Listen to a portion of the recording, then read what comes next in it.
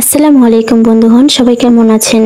নীলা lifestyle পেজে সবাইকে স্বাগতম। আমি আজ আপনাদের জন্য নিয়ে আসলাম মোয়া মাছ দিয়ে পিঠার তরকারি রেসিপি। তাহলে চলেন শুরু করা যাক। প্রথমে মোয়ার মাছ নেবেন, মোয়ার মাছ ভালো করে ধুয়ে নেবেন। তারপর আমি এখানে কিছু ডাল নিয়েছি, অল্প পরিমাণের ডাল, এক মোট ডাল ভিজিয়ে রেখেছিলাম। তারপর আদা, রসুন, কাঁচা মরিচ, পেঁয়াজ কুচি নিয়েছি, সাথে সরিষা নিয়েছি, এক মোট কাঠবাদাম, কাজু বাদাম আর চিনা বাদাম, সাথে কয়েকটা এলাচ আর কালো ফল নিয়েছি। এগুলো এখন সব পাটায় পিষে নিব। সবার আগে আমি সরিষা, কাঠবাদাম, চিনা বাদাম, কাজু বাদাম, এলাচ আর কালো ফল পিষে নিব।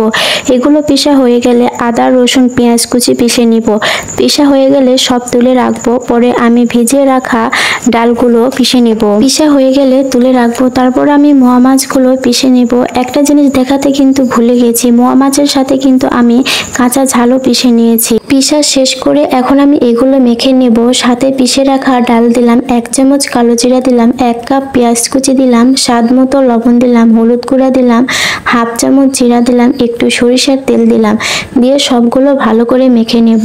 এই মোয়া মাছ পিষলে যে কালারটা লাগে, দেখতে কেমন লাগলেও রান্না করে খেলে কিন্তু দারুণ স্বাদ। 1 চামচ আদা রসুন বাটা দিলাম, আগে দিতে ভুলে গেছিলাম তাই আবার পরে দিলাম, দিয়ে আবার ভালো করে মেখে নিলাম। এরপর চুলাতে ভেজে নেব, সরিষার তেল দিলাম।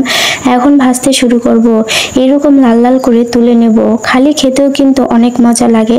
আমি কিছু পিঠা রেখে দিব, আমার মেয়েরা পরে খাবে। এই দেখেন আমি সবগুলো ভেজে নিয়েছি। এখন চুলায় আবার সরিষার তেল দিব, সাথে পিষে রাখা সরিষা বাটা, বাদাম এগুলো সব দিয়ে একটু ভেজে পানি দিয়ে দিব। তারপর 2টা তেজপাতা, 2টা দারচিনি, হলুদ, স্বাদ মতো লবণ, গুঁড়া ঝাল, যে যেমন ঝাল খেতে পছন্দ করে তেমন ঝাল দিতে পারেন। আবার একটু তেল দিলাম, কষিয়ে নেব দেখে। তারপরে পানি দিয়ে দিব। যখন একটু বলক উঠবে তখন পিঠাগুলো দিয়ে দিব। আপনাদের কাছে আমার অনুরোধ, একবার হলেও এই রান্নাটি ট্রাই করে দেখবেন, খেতে কিন্তু অনেক মজা। আসলে যাদের ঘরে ছোট ছোট বাচ্চা আছে, বাচ্চারা তো আর ছোট মাছ খেতে পারে না, তারা এইভাবে যদি রান্না করে বাচ্চাদের খাওয়ান তাহলে বাচ্চারা অনেক মজা করে খাবে।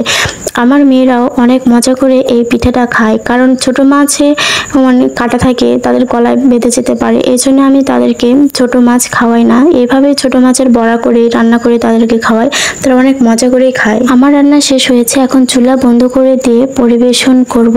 দেখো বন্ধুরা কেমন সুন্দর কালার হয়েছে, আর খেতেও কিন্তু অনেক মজা হয়েছে।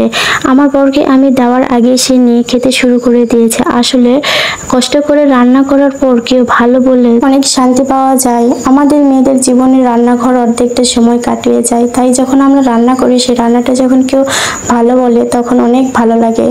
আমার ভিডিওটা ভালো লাগলে লাইক, কমেন্ট, শেয়ার করবেন, আমার পাশে থাকবেন। বাই বাই বন্ধুরা।